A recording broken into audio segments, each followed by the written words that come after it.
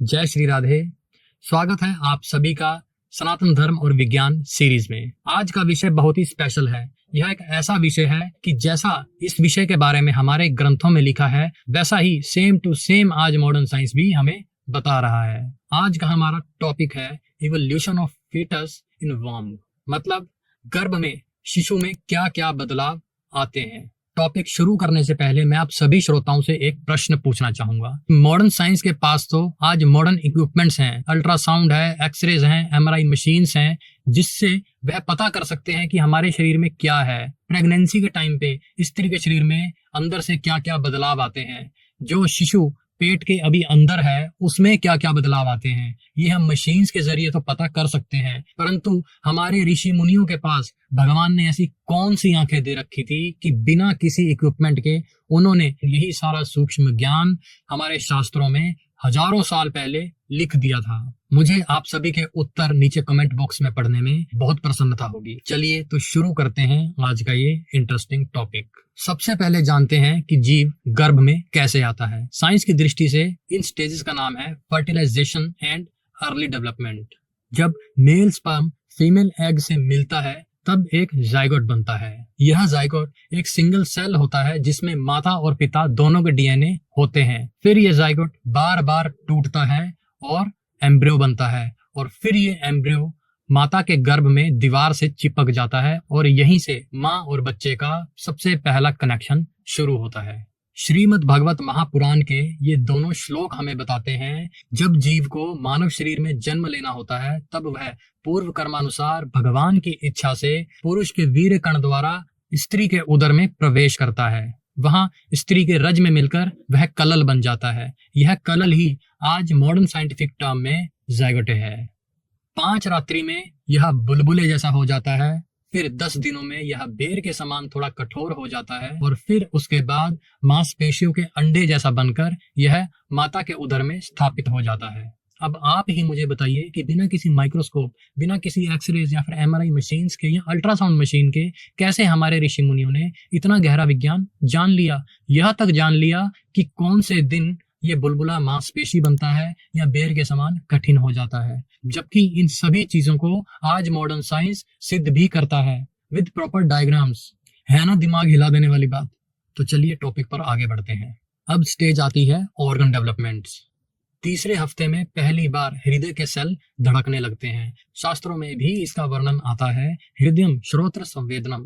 गर्भ में हृदय, सेंसरी सिस्टम, सेंसेशंस और फीलिंग्स की बात भी शास्त्रों में आती है। अब देखिए हमारे ऋषि मुनियों ने नए जीव की फीलिंग्स तक को जान लिया, और कब इसका दिल धड़कना शुरू होता है, कब यह सेंसेशन यानी फीलिंग्स लेना शुरू करता है, और कब यह सुनना शुरू करता है, यह भी जान लिया। विज्ञान कहता है चौथे और 5वें सप्ताह तक आंखें बनना शुरू हो जाती हैं, शरीर का बेसिक स्ट्रक्चर भी बनना शुरू हो जाता है। श्रीमद् भागवत महापुराण का यह श्लोक भी हमें यही सब कुछ बताता है। यह श्लोक हमें बताता है कि 1 महीने में शिशु का सिर निकल आता है, 2 मास में हाथ पांव आदि का विभाग हो जाता है, और तीसरे महीने में स्त्री पुरुष के चिन्ह, अन्य छिद्र, चमड़ी, रोम, नाखून यह सभी बनने लगते हैं। ये सभी बातें श्री कपिल ऋषि माता देवहूति को बता रहे हैं। वो कपिल ऋषि जिन्होंने कभी भी बस्ती तक नहीं देखी, जिन्होंने कभी गांव में प्रवेश तक नहीं किया, और जिनको स्त्री और पुरुष का अंतर भी नहीं पता।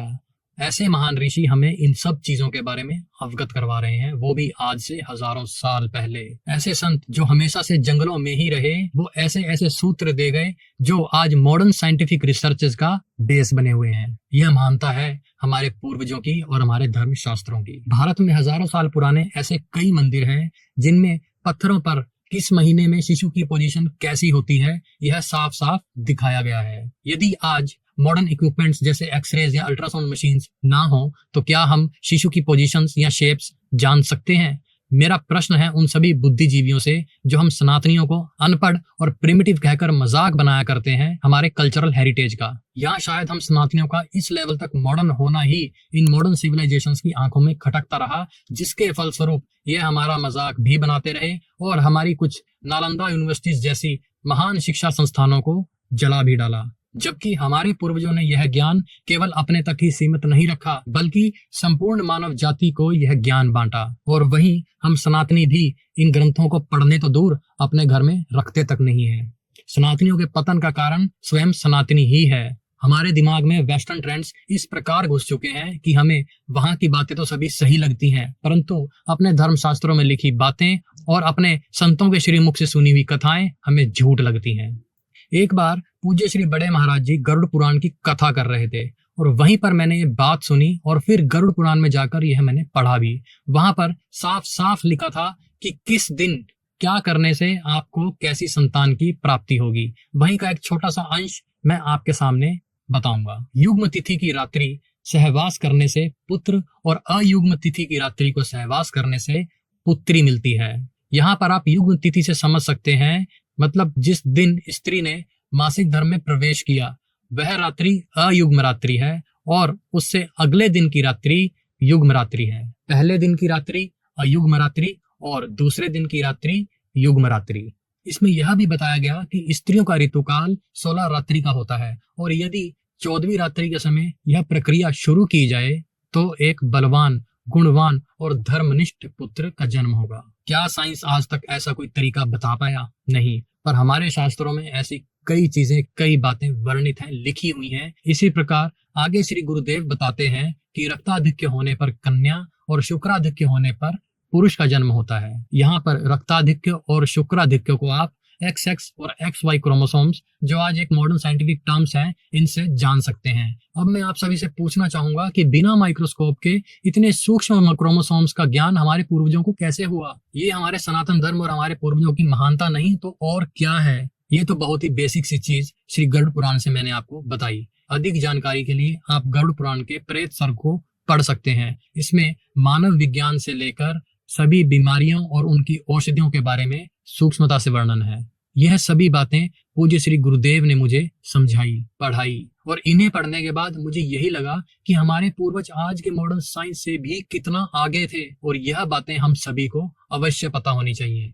ये कितनी कमाल की बातें हैं जो हमारे शास्त्रों में लिखी हुई हैं, परंतु हम सभी सनातनी इन सभी बातों से अनभिज्ञ हैं। हमें ये बातें पता ही नहीं और जब कोई अधर्मी हम पर टीका टिप्पणी करता है, हमारे शास्त्रों पर गलत गलत कमेंट करता है, तो हम उन्हें उत्तर देने लायक ही नहीं होते। ऐसा इसलिए क्योंकि हम ही अपने ग्रंथों को, अपने पूर्वजों को नहीं जानते हैं। यदि हम थोड़ा बहुत भी अपने ग्रंथों को, अपने धर्म को जान जाएं, तो किसी में इतनी हिम्मत नहीं जो हमारे आगे हमारे धर्म की बुराई कर सके। परंतु यह दुर्भाग्य है कि सनातनियों को ही अपने धर्म ग्रंथों के बारे में कोई जानकारी नहीं है।